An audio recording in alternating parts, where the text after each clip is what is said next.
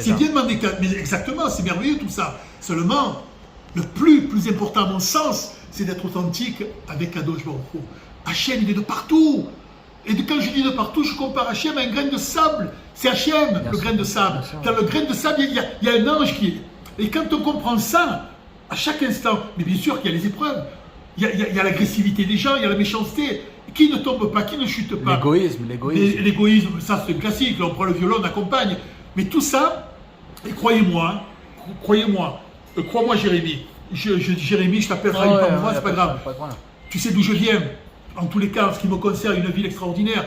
J'avais vu sur la mer, j'avais mes calanques, je prenais mon vélo. Je sais que tu souris quand je te parle de ça parce que tu adores Marseille.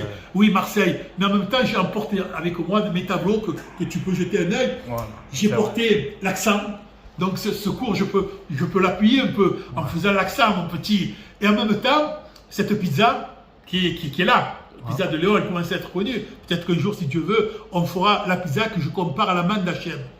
Voilà, en tous les cas, ce que je veux dire, c'est que c'est un sujet qui on prendrait des heures et des heures. Mais si je devais rémunérer un peu ce que j'ai dit, si je devais approfondir, la teshuva, c'est surtout travailler sur soi-même, lever ses mauvais traits de caractère et surtout, j'insiste surtout, essayer d'être avec Kadosh Baruch Hu dans ta vie du matin au soir. C'est un travail. C'est un travail énorme, immense, je dirais même. Mais quel bonheur derrière tout ça. Alors comment tu fais les épreuves, ça devient un exercice. Alors comment tu fais ça, je pense que ça peut intéresser les gens qui nous écoutent. Comment tu fais? Tu dis qu'il faut être avec Hachem du matin au soir, mais le Sarah, lui, il est là. Il fait tout pour nous dévier d'Hachem et nous emmener dans des pensées différentes, les désirs, les ta'avot, etc. Comment tu fais pour avoir la force de le combattre et de dire non, je t'écoute pas, Yetzirara, mais je reste avec Hachem, moi? Alors, bravo, très très belle question. Très belle question. Rabbi Nachman, il est quelque chose d'extraordinaire. Rabbi Nachman, il disait que dans la journée, il tombait 7 fois. 7 fois il tombait, vous avez compris ce que ça veut dire. Tomber, ça veut dire qu'il a des chutes complètes, quoi. Le Yetzirara, il enfonçait, il le prenait, il à double tour. La tristesse. Rabbi Nachman, il dit l'essentiel, c'est pas de tomber, c'est de savoir se relever. Ça veut dire que tomber, il ne faut pas non plus. C'est ça le but. Le but, c'est il veut te faire tomber et te rendre dans la tristesse. Mais toi, si tu comprends que ça vient du Yetzirara, ton travail, c'est de chuter, de tomber, mais savoir que tu dois te relever. Ça, c'est tellement important. Et comment se relever alors? Voilà. Et comment te lever? Mais ça va dépendre de ton trait de caractère. Ça va dépendre de l'amour que tu as pour ton Créateur, en sachant que Hachem, c'est tout amour. Donc, c'est tout bon Kadosh Baruch Hu. Donc, cette chute, elle ne vient pas de Kadosh Baruch Hu. C'est comme une épreuve. Et l'épreuve, je vais vous dire ce que c'est. Et même le Yetzirara, pour moi, vous savez qui c'est le Yetzirara? C'est mon coach. Moi, je l'aime, le Yetzirara. Parce que c'est grâce à lui que je suis... C'est orgueilleux ce que je vais dire, mais en tous les cas, c'est grâce au Yetzirara. Donc, c'est toutes les chutes que j'ai pu faire qui a fait que Léo Yehuda, il est devenu ce qu'il est maintenant. Alors, je suis devenu rien de mieux que quelqu'un d'autre. Ça m'a permis de lever mes mauvais traits de caractère. Mais en ce qui me concerne, je n'ai pas dit pour moi, vous voyez, en ce qui me concerne, vous savez ce que c'est pour moi, l'épreuve? Là, j'ai dit pour moi.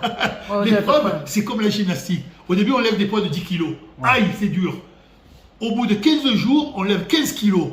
Après 20 kilos, eh ben c'est comme ça, c'est ça le Yetzirara. Et c'est pareil pour l'épreuve. L'épreuve, il faut comprendre que c'est un exercice de tous les jours. Et quand l'épreuve, au moment où elle arrive, elle est là, c'est à toi de l'anticiper, c'est à toi de comprendre que cette épreuve-là, tu dois prendre conscience. Là, je mets un arrêt sur image. Si on doit me dire, qu'est-ce que tu définis le mot qui t'impressionne le plus dans la Torah? Bien sûr, c'est le Emet, c'est Hachem. Mais il y a un mot qui vient personnellement me frapper très fort à chaque instant, c'est le Da'at. C'est la conscience.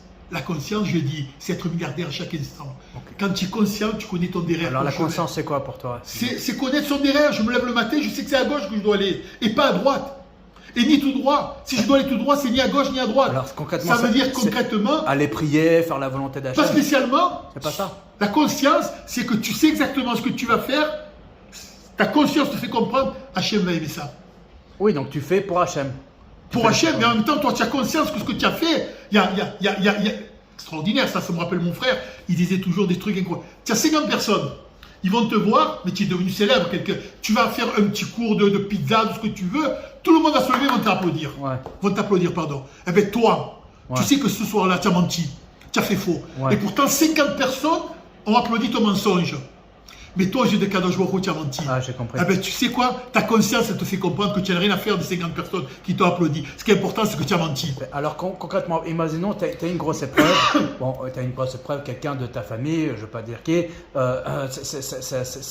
tu as une blessure et le Yetzirah te fait tomber. Il te donne des pensées de tristesse, des pensées de remords. Comment tu fais à ce moment-là pour être fort et te dire non, je veux pas de toi, je te mets de côté et je reste avec Hachem? Comment tu fais? Ça, c'est intéressant. Alors, pour les gens. Je l'ai moi-même vécu et je le vis. Certainement, je ne vais pas rentrer dans les Non, profondeurs. on n'a pas besoin. Quand il y a l'épreuve, dans la grande épreuve, c'est une des plus grandes épreuves d'ailleurs, ça peut toucher quelqu'un de très proche, ça peut être ta famille directe, ça peut être un enfant, peu importe.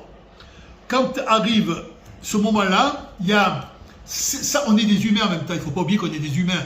On est des humains.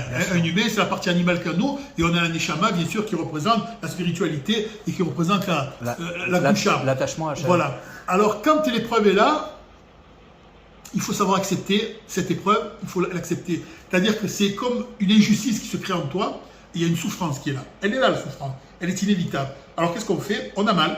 Cette souffrance, il faut l'accepter. On pleure. On pleure. Ça m'arrive de pleurer. Mais derrière ça, la différence, je vais te dire où c'est qu'elle est, Chaim, c'est que si c'était Léon avant, maintenant je suis Yehuda, il faut dire que je m'appelle Yehuda, si c'était Léon d'avant, eh bien peut-être qu'à ce moment-là où j'ai eu cette agression, j'aurais pris le téléphone et je me serais déchargé par des mots et par une colère qui aurait certainement touché la personne opposée, parce que comme elle m'a parlé, comme elle m'a... Derrière, c'était injustice. Mais là, c'est fini tout ça. Je pleure, j'ai mal, j'ai très très mal. Je respire, je bois un verre d'eau, je remercie Akadosh Baruch Hu